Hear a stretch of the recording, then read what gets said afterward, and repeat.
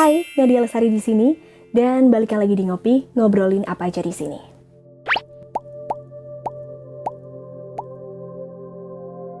Tanggal 1 Oktober diperingati sebagai Hari Kesaktian Pancasila. Hari Kesaktian Pancasila adalah hari untuk memperingati salah satu tragedi revolusi berdarah yang bisa dibilang salah satu fase terkelam di Indonesia kala itu. Peristiwa G30S PKI yang menewaskan setidaknya 7 pahlawan revolusi. Ada Jenderal Ayani, Maijen R. Suprapto, Maijen MT Haryono, Maijen S. Parman, Brigjen DI Panjaitan, Brigjen Sutoyo, dan Lettu Pierre Andries Tendean. Well, I'm not gonna talk about how it happened in our country, but I'm gonna talk about the last name I mentioned. Jadi di video kali ini aku akan ngomongin tentang Pierre Tendean yang sebenarnya beliau ini tidak masuk dalam list orang-orang yang akan diculik oleh gerombolan PKI, tapi akhirnya dia terculik dan akhirnya gugur bersama 6 pahlawan revolusi lainnya. It's gonna be my longest video, so enjoy. Pierre Andries Tendean atau Pierre Tendean lahir di Batavia 21 Februari 1939. Pierre merupakan putra dari pasangan Dr. Aurelius Lambert Tendean atau Dr. A.L. Tendean dari suku Minahasa dan Maria Elizabeth Cornet atau M.E. Cornet, perempuan berdarah Prancis Kaukasian. Namun Pierre sendiri tumbuh sebagai seorang Jawa Medok karena pada tahun 1950 keluarganya pindah ke Semarang. Di kota itu ayah Pierre yang dokter spesialis jiwa menjadi pimpinan Rumah Sakit Jiwa Pusat Semarang. Pierre adalah anak kedua dari 3 bersaudara. Kakak dan adiknya masing-masing bernama Mitze Fare Tendean dan Rus Widiati Tendean. Pierre Tendean mengenyam sekolah dasar di Magelang, lalu melanjutkan SMP dan SMA di Semarang tempat ayahnya bertugas. Sejak kecil ia sangat ingin menjadi tentara dan masuk akademi militer, namun orang tuanya ingin ia menjadi seorang dokter seperti ayahnya atau seorang insinyur. Atas saran kakaknya Mitzi, Pierre berkompromi dengan cara tetap mengikuti ujian masuk Fakultas Kedokteran UI dan ITB, namun mengerjakan soal dengan asal-asalan agar tidak lulus di kedua perguruan tinggi tersebut. Atas silang pendapat antara anak dan orang tua ini, Jenderal A. Nasution turut berperan dengan menyarankan Pierre memilih Akademi Zeni AD atau Akziat di Bandung dengan harapan kelak setelah Pierre mencapai pangkat tertentu dapat meneruskan sekolah di ITB. Tanggal 9 Agustus 1958, didukung Mitzi, Pierre mendaftar dan mulai mengikuti rangkaian tes masuk Akziat. Hingga akhirnya ia dinyatakan lolos tes dan berhasil bergabung dengan Akademi Teknik Angkatan Darat atau ATK di Bandung pada tahun 1958. Effendi Ritonga, teman dekatnya semasa menjadi taruna di ATK, bercerita bahwa ketika tingkat 1, ia dan Pierre Tendean satu peleton dan tinggal bersama di barak. Sekamar saat menginjak tingkat 2. Sekali waktu mereka keluar asrama untuk menghabiskan akhir pekan. Pierre bercerita bahwa ada 5 wanita siswi SMA Dago yang taruhan untuk mendapatkan dirinya. Namun tak satu pun dari gadis Bandung itu yang diterima oleh Pierre karena alasan sedang belajar untuk menyelesaikan pendidikan. Di ATK sendiri, Pierre termasuk siswa yang populer. Semua taruna di ATK kenal Pierre karena disiplin sehingga jadi komandan korps taruna. Pierre populer sebagai olahragawan, pemain bola basket, tenis, dan sepak bola. Di kalangan taruna, Pierre kerap mendapat ledekan karena paras Indonya seperti ucapan Indo ya. Sesekali Pierre pernah menjawab dengan nada marah, "Barangkali rasa nasionalismemu lebih rendah daripada nasionalisme saya," kata Pierre. Setelah lulus pada tahun 1961 dengan pangkat Letnan 2, Pierre menjadi komandan peleton Batalion Zeni Tempur 2 Kodam 2 Bukit Barisan di Medan. Di kota itulah Pierre bertemu dengan tambatan hatinya Rukmini Hamim, gadis Medan keturunan Jawa. Pierre tak lama dinas di Medan, namun kisah cintanya dengan Rukmini tetap berlanjut.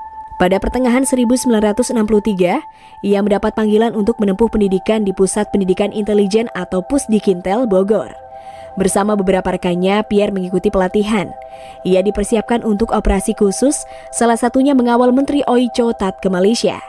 Setama dari sana, ia ditugaskan di Dinas Pusat Intelijen Angkatan Darat atau DIPIAD untuk menjadi mata-mata ke Malaysia sehubungan dengan konfrontasi antara Indonesia dengan Malaysia. Ia bertugas memimpin sekelompok relawan di beberapa daerah untuk menyusup ke Malaysia. Ooi Cho Tat ditugaskan oleh Presiden Soekarno untuk menjalin hubungan dan kerjasama dengan semua pihak yang anti dengan pembentukan Federasi Malaysia.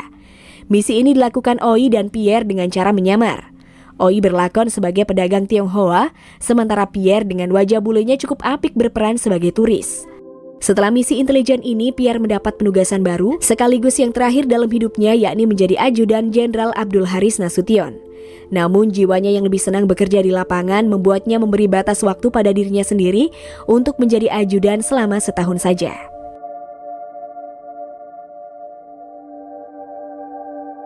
Pada 15 April 1965, Pierre dipercaya menjadi ajudan Jenderal Besar TNI Abdul Haris Nasution atau Jenderal AH Nasution, atau yang akrab disapa Pak Nas, yang waktu itu menjabat sebagai Menteri Pertahanan dan Keamanan, merangkap Kepala Staf Angkatan Bersenjata. Pangkatnya naik jadi Letnan 1 dan tergolong ajudan termuda. Sementara 3 ajudan Nasution lainnya sudah berpangkat kapten.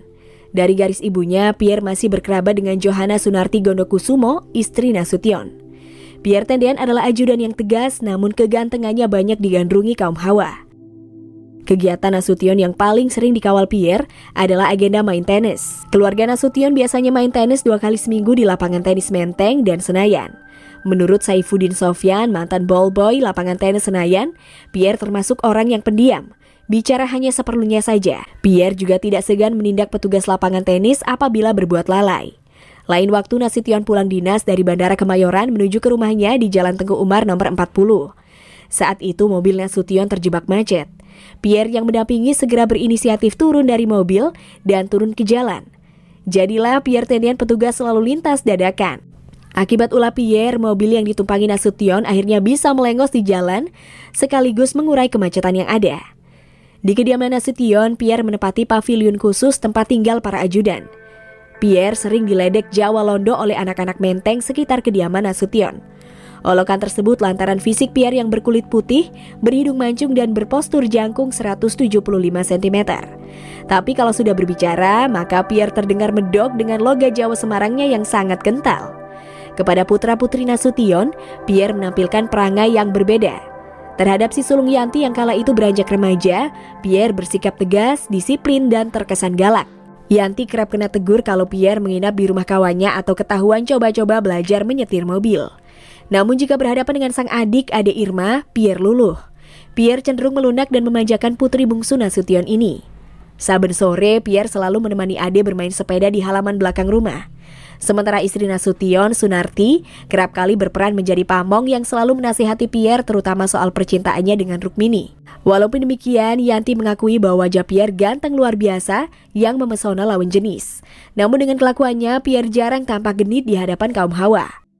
Selain kegiatan di dalam kota, Pierre pun harus siaga sewaktu-waktu Nasution dinas ke kota lain.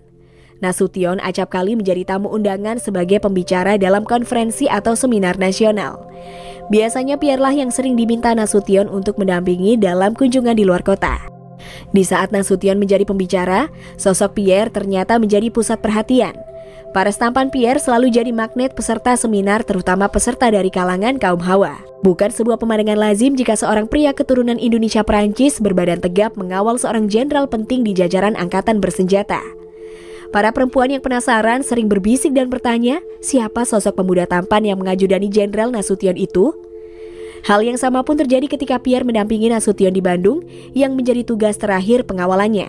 Pada tanggal 23 September 1965, hari Jumat terakhir sebelum tragedi 1 Oktober 1965, Nasution berkunjung ke Bandung. Nasution diundang memberikan ceramah kepada anggota resimen mahasiswa Batalion Universitas Pajajaran. Dalam acara itu, Nasution dikawal oleh Pierre tendean. Maka tak heran jika ia selalu menjadi sasaran kerumunan para mahasiswa. Para peserta memang mendengar pidato dari sang jenderal, tetapi mata mereka teralihkan ketika melihat sosok Pierre tendean. Kiranya dari sinilah muncul istilah yang populer saat itu, telinga kami untuk Pak Nas, tetapi mata kami untuk ajudannya. Semasa hidupnya diketahui hanya ada satu wanita dalam hati Pierre. Dia adalah Nurindah Rukmini Chamim. Sesungguhnya hubungan Pierre dan Rukmini bukan tanpa halangan. Ada perbedaan besar, yaitu perbedaan agama di antara mereka. Pierre Kristen sedangkan Rukmini Islam. Mimin, panggilan akrab Rukmini, hanya bersedia menikah dengan pemuda yang seiman. Untuk syarat ini, Pierre telah memutuskan menuruti Mimin karena ia sangat mencintai gadis pujaannya itu. Namun di awal-awal, ibu Pierre justru yang meragukan Pierre dapat membiasakan diri dengan keseharian keluarga Mimin yang agamis atau tidak. Pada awal Juli 1965, Pierre mulai mendapatkan lampu hijau setelah adiknya Rose yang akan menikah dengan Yusuf Razak, seorang muslim, diizinkan ayah mereka pindah agama. Sejak itu Pierre selalu membahas peresmian pernikahannya dengan Mimin yang direncanakannya pada bulan Desember 1965, terutama dengan Ibu Sunarti Nasution, istri dari Jenderal A.H. Nasution. Ia bahkan sudah menyampaikan pada ayahnya kemantapannya mengikuti keyakinan Mimin. Pertemuan terakhir Pierre dan Mimin terjadi pada 31 Juli 1965 saat Pierre mendampingi Pak Nas tugas ke Medan. Di malam terakhir sebelum kepergiannya untuk selamanya, Pierre masih menerima telegram dari Mimin.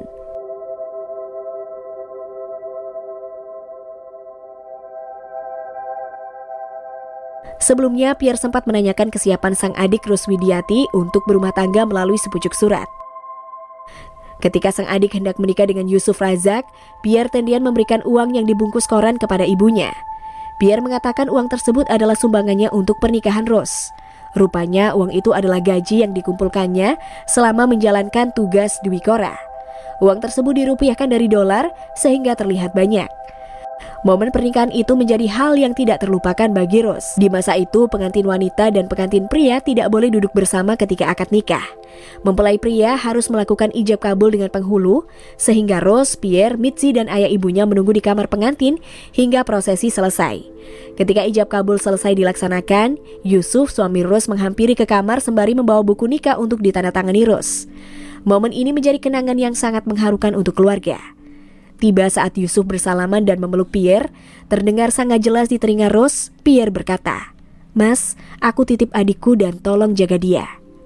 Pesan itu sekaligus menjadi penghias kali terakhir perjumpaan Rose dengan Pierre Tendean kakaknya. Ia selalu teringat sempat saling bertangisan dengan Pierre Tendean pada momen yang terlaksana pada 2 Juli 1965 itu. Ketika harus menandatangani surat nikah, Pierre memeluk Rose dan Rose pun menangis di dadanya. Untuk beberapa waktu, ia tidak sanggup menandatangani surat tersebut. Kamis, 30 September 1965. Pierre telah menelpon ibunya di Semarang beberapa hari sebelumnya, mengabarkan bahwa ia akan pulang untuk ulang tahun ibunya yang jatuh di hari itu juga. Namun ia masih bertugas hingga pukul 15. Maklum, setiap 30 September, Pierre memang menyempatkan diri untuk pulang merayakan ulang tahun ibunya bersama keluarga. Selepas tugas, Pierre sudah mengambil cuti dan bermaksud pulang ke Semarang esok harinya pada tanggal 1 Oktober 1965. Pierre menghabiskan Kamis sore itu bermain dengan Ade Irma, mendorong-dorong sepeda Ade di halaman rumah Pak Nas. Ia kemudian menerima kedatangan seorang wartawan dari surat kabar Sinar Harapan, Victor Sihite, yang bermaksud meminta foto Pak Nas sebagai ilustrasi di salah satu artikel menyambut Hari ABRI. Pierre kemudian menjanjikan Victor untuk mengusahakan foto yang dimaksud dan meminta wartawan tersebut kembali keesokan harinya. Kemudian adik ipar Pierre, Yusuf Razak, suami adiknya Ruswidiati berkunjung, membahas rencana kepulangan mereka bersama ke Semarang besok paginya. Bahwa Yusuf akan datang kembali untuk menjemput Pierre pada 1 Oktober pukul 6 pagi. Mereka bersenda gurau hingga petang menjelang. Pierre dengan penuh semangat terus membahas tentang hubungannya dengan Rukmini kepada Yusuf. Ia menyampaikan keinginannya agar semua keluarga bisa berkumpul bersama pada bulan Desember 1965 di Medan untuk berbagi kebahagiaan dengan Rukmini.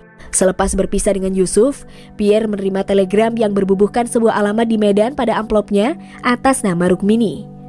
Keesokan harinya 1 Oktober 1965, pukul 6 pagi, Yusuf menjemput Pierre di kediaman Pak Nasution. Namun yang Yusuf temukan adalah beberapa tank berjajar menutupi badan jalan, serta suasana mencekam dengan penjagaan yang ketat. Setelah berhasil menembus barisan penjagaan, seorang penjaga memberikan keterangan bahwa Pak Nas dan Pierre Tendean sedang pergi bertugas. Mendengar keterangan tersebut, Yusuf Razak memutuskan untuk pulang sendiri ke Semarang. Beberapa waktu kemudian keluarga Pierre baru mengetahui bahwa telah terjadi peristiwa G30S PKI. Berdasarkan penuturan Mitzi Fare, keluarga di Semarang diselimuti keresahan. Hal itu berkaitan dengan posisi Jenderal A.H. Nasution yang menjadi incaran pihak tertentu, yang artinya Pierre Tendean yang merupakan ajudan sang jenderal tentu turut berada dalam ancaman. Mitzi Fare berusaha mencari informasi tentang kondisi adiknya Pierre Tendean. Sang ibu dengan setia menunggu putra satu-satunya itu di teras rumah setiap sore, berharap putranya akan datang. Baru pada tanggal 2 hingga 4 Oktober, radio mulai menyiarkan dengan jelas apa yang sebenarnya terjadi. Meski disebut satu di antara korban adalah Letu CPM Pierre Tendean, namun keluarga masih belum yakin 100% karena Pierre Tendean berasal dari Zeni, bukan CPM. Akan tetapi, beberapa waktu kemudian, Jenderal Suryo Sumpeno memberikan kabar melalui telepon bahwa Pierre Tendean sudah tiada. Sontak, kabar tersebut membawa tangis bagi keluarga. Pada dini hari tanggal 1 Oktober 1965, Pierre tidur sekamar dengan ajudan yang tengah bertugas Letkol Polisi Hamdan. Sebenarnya Pierre sudah bebas tugas. Namun ia masih di kediaman Pak Nasution karena baru akan pulang ke Semarang keesokan harinya. Sekitar pukul 3 pagi, pasukan Resimen Cakrabirawa mendatangi rumah dinas Nasution dengan tujuan untuk menculik Jenderal A.H. Nasution. Pierre yang sedang tidur di pavilion ajudan dibangunkan Yanti putri sulung Pak Nasution yang tengah menangis sambil berkata, Om Pierre, Papa ditembak." Dengan sigap ia mengambil jaket dan senjata, kemudian keluar kamar walaupun Yanti melarangnya. Demikian pula dengan Letkol Polisi Hamdan yang bertugas kala itu, yang juga melarangnya keluar. "Jangan keluar, berbahaya." Namun Pierre menjawab, "Om Pierre akan keluar. Yanti tetap di sini." Ia mendengar suara keributan luar biasa dan suara tembakan berulang-ulang. Baru beberapa langkah, ia langsung dihadang oleh pasukan Resimen Cakrabirawa yang dipimpin oleh pembantu Letnan II atau Pelda Jaharup. Gerombolan itu mengira dirinya sebagai Nasution karena kondisi rumah yang gelap. Ketika ia keluar membawa senjata dan diinterogasi oleh pasukan Resimen Cakrabirawa, "Apakah kamu Jenderal Nasution?" Ia menjawab, "Saya ajudan Nasution." Pun begitu, Pierre tetap diculik oleh mereka, karena yang terdengar oleh mereka adalah, "Saya Nasution." Nasution sendiri berhasil melarikan diri dengan melompati pagar. Pierre lalu dibawa ke sebuah rumah di daerah Lubang Buaya bersama 6 perwira tinggi lainnya, Suprapto, Sutoyo, dan Parman yang saat itu masih hidup, serta Ahmad Yani, D.I. Panjaitan, dan M.T. Haryono yang sudah terbunuh. Menurut penuturan seorang anggota Cakrabirawa, Pierre disuruh jongkok kemudian ditembak dari belakang sebanyak 4 kali. Tubuhnya yang berlumuran darah lantas diseret ke sebuah lubang sumur. Pierre gugur saat menjalankan tugasnya.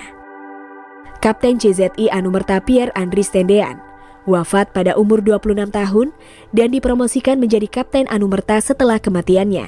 Ia dimakamkan di Taman Makam Pahlawan Kalibata bersama 6 perwira korban G30 SPKI lainnya. Ia ditetapkan sebagai pahlawan revolusi Indonesia pada tanggal 5 Oktober 1965.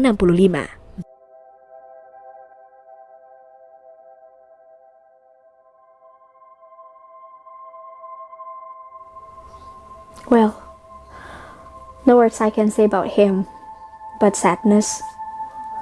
Tapi yang pasti jiwa patriotismenya dan semangat nasionalisme dari beliau ini patut banget kita contoh dan sangat menginspirasi kita. Well, I can't say more words, so thanks for watching this video. I hope you like it. I'll see you next time and bye.